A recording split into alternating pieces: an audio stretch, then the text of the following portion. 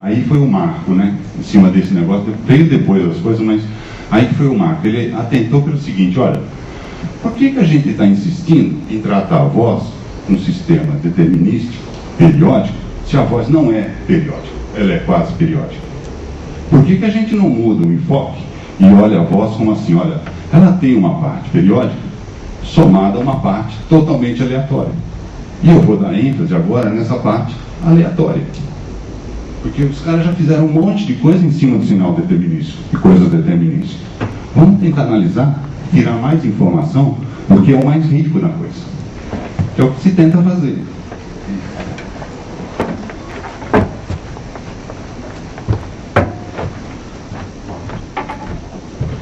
É o que se tenta fazer com os parâmetros acústicos. Tá? Porém, parâmetro acústico é média, determinação de pitch falho, a técnica utilizada não casa perfeitamente com o sinal e vai por aí fora. Tá bom? Então, essa ideia de analisar como sistema dinâmico, eu pego o sinal de voz, crio uma série temporal que é o sinal de voz, eu vou pegar a autocorrelação desse sinal. A autocorrelação é como ele está relacionado com ele mesmo. Por exemplo, hoje é 16 de outubro, né? 10 horas por aí, 9. Temperatura hoje qual? 20 e poucos. Quanto você acha que vai ser a temperatura no ano que vem, no dia 16 de outubro, às 9 horas? Aí eu pergunto para você, quando vai ser dia 30 de julho? É mais fácil você ter uma previsão de uma coisa que é cíclica. Deu para entender o que eu estou falando? 16 de outubro, muito provavelmente vai ser próxima da de hoje. A de julho não vai ser tanto assim. Por quê? Porque isso é periódico, né? Entenderam o que eu estou falando? Então, se eu fizer uma multiplicação e soma do sinal com ele mesmo deslocado, ele vai dar uns negócios assim. Percebe o que eu estou falando? Temperatura, por exemplo, anual, seria alguma coisa. Dá para sacar isso? A voz não é um negócio periódico, quase periódico. Se eu tirar a autocorrelação dela, ela tem uma parte que é grosseira, mas as nuances, se eu pegar no mínimo de correlação, as nuances ficam ressaltadas. Mas não é isso que você não queria a parte aleatória, ressaltada, e tirar essa parte determinística que todo mundo vem batendo desde 1960, não é isso? Então, essa técnica aqui, você faz. Cria uma série temporal. Essa série temporal são componentes. Você faz a autocorrelação. Vê o ponto de mínima correlação. O ponto de mínima correlação é o que mais realça o que é aleatório. E realçando o que é aleatório, é que eu vou poder amplificar a imagem. Aí eu crio uma imagem disso, um gráfico, e eu consigo amplificar a riqueza da variabilidade para eu extrair informação. Tudo bem isso aí? Se eu pegar um sinal sintético, esse sinal eu criei no computador. São quatro frequências, mas são perfeitamente periódicas. Tá? São perfeitamente periódicas porque criadas no computador. Tá? Eu tiro a autocorrelação desse sinal. O ponto de mínima correlação é aqui. Aqui ela volta a ser forte. Tá? É o coeficiente de correlação de Pearson, só que tem uma variável de deslizamento. Só isso. Tá bem? Eu consigo fazer um espaço de fase desse sinal em que eu faço um gráfico dessa voz, entre aspas. Isso é a mesma informação. Só que aqui eu estou criando uma fotografia da voz. Tá? Baseada no ponto de mínima correlação. Tudo bem? Como esse sinal é perfeitamente determinístico, é exato, aquilo fica uma faixa. Ou seja, todos aqueles períodos que tem lá, cada um deles dá uma volta ali. Você tem 7, 4, 5, 6. Você tem 7 linhas, uma em cima da outra ali. Se essas linhas não forem perfeitamente iguais, como é o caso da voz, aí você começa a realçar diferenças entre períodos. Entendeu? Isso é uma vogal A, feita com essa técnica de espaço de fase, em que a variabilidade, ou a variabilidade assim, fica realçada no borrão que está aqui. Está vendo? Num período, ela deu uma volta. Aí no outro período faz outra volta. Só que não é exatamente o mesmo. Percebe que isso tem a riqueza de um ECG agora? Eu vou precisar desenvolver linguagem em cima disso. Não é a nossa função, é a função de vocês agora. Entendeu? Porque aí você vai ouvir todo o seu expertise que você tem e você associa com aquilo. Varia, aí vai dar trabalho que não acaba mais agora. Entendeu? Mas, algumas coisas. Algumas coisas aqui. Riqueza do sinal. Se você pegar uma vogal I, a vogal I você estrangula a língua no céu da boca, você faz uma ressonância numa das frequências de aproximadamente 3 kHz, que todas as outras param de ter importância. E você faz praticamente um seno.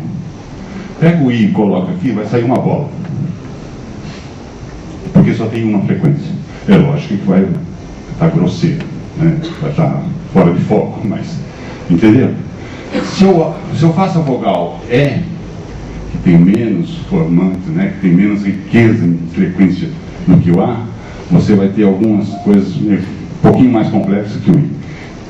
Aqui, conforme você tem a riqueza espectral, cada componente que tem, ela dá um elo, ela dá um look.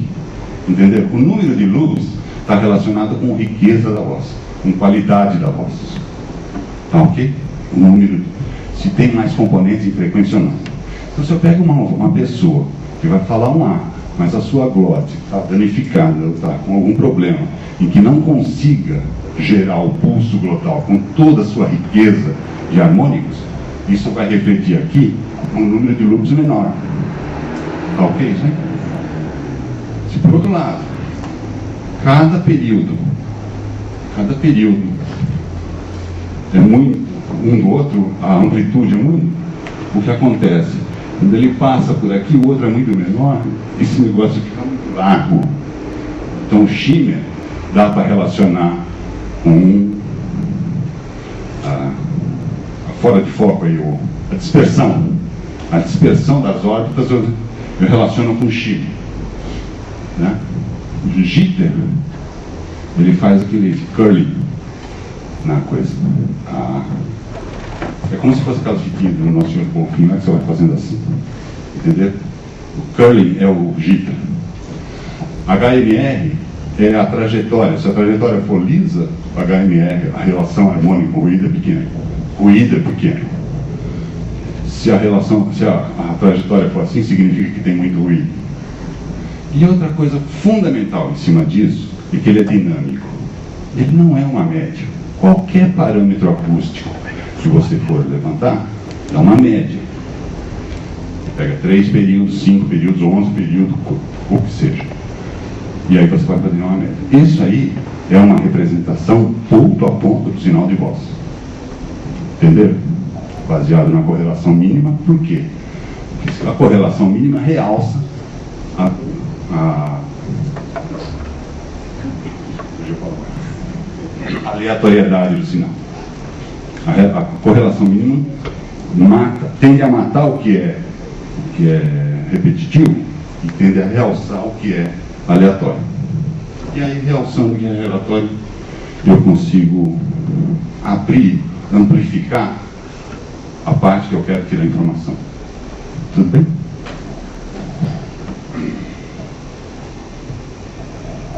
Então, olha, uma senoide, essa aqui também é um sinal sintético que nós fizemos no computador. Eu peguei uma frequência única e apliquei um handle na amplitude. Fazer amplitude, fazer assim. Tá? Olha, você vê que esse negócio aqui, ele é tudo paralelo, tudo concêntrico. Entendeu? Então, esse sinal só tem shimmer, ele não faz assim, ele não tem giro. Ele não dá o curling, né? E também não faz assim, então não tem ruído. Tudo bem?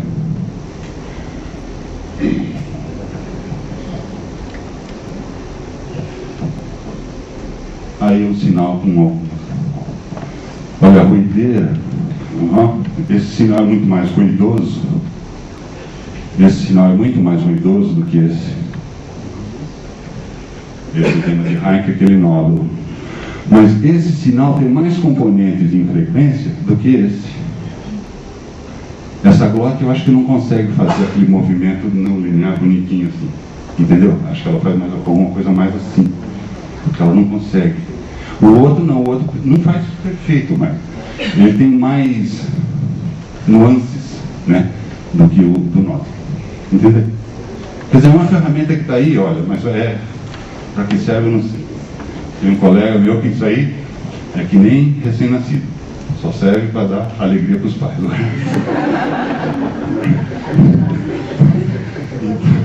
Então, mas eu vejo uma potencialidade muito grande nisso.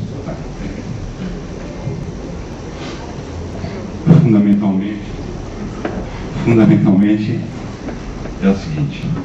Primeiro, eu fiz a cronologia e a gente vai evoluindo conforme vai aparecendo ferramentas. Em 1960 se trabalhava na mão, no lápis, nem computador tinha. Aí veio análise, não sei o que, papapá.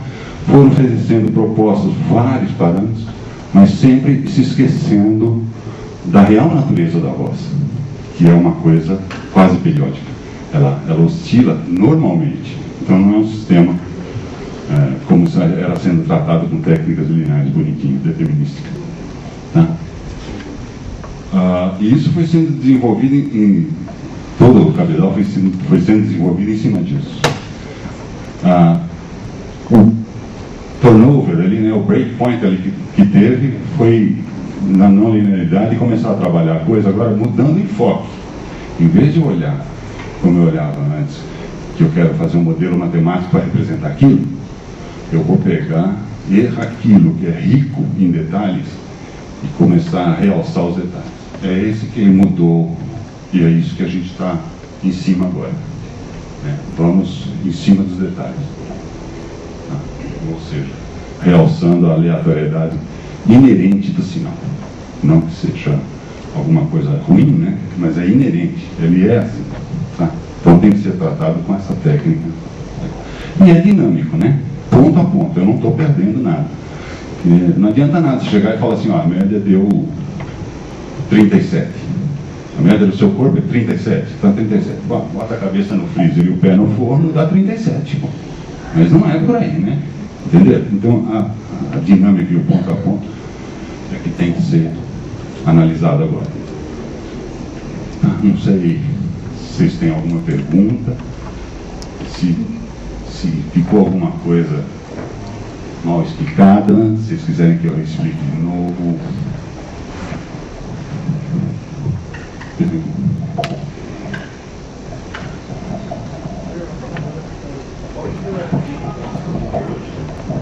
O senhor poderia falar sobre a bibliografia disponível sobre esse assunto?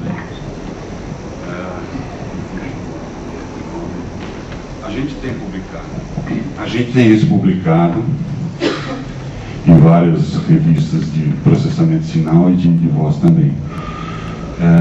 Tem um cara de Colômbia, que agora eu não lembro o nome. Desculpa, mas eu já estou com direito de esquecer, tá bom? Mas tem um grupo trabalhando com isso na Universidade de Colômbia. Tem mais um outro também que agora eu não lembro. Mas análise dinâmica da voz. Se você bater isso na internet, análise dinâmica da voz, é esse enfoque, tá?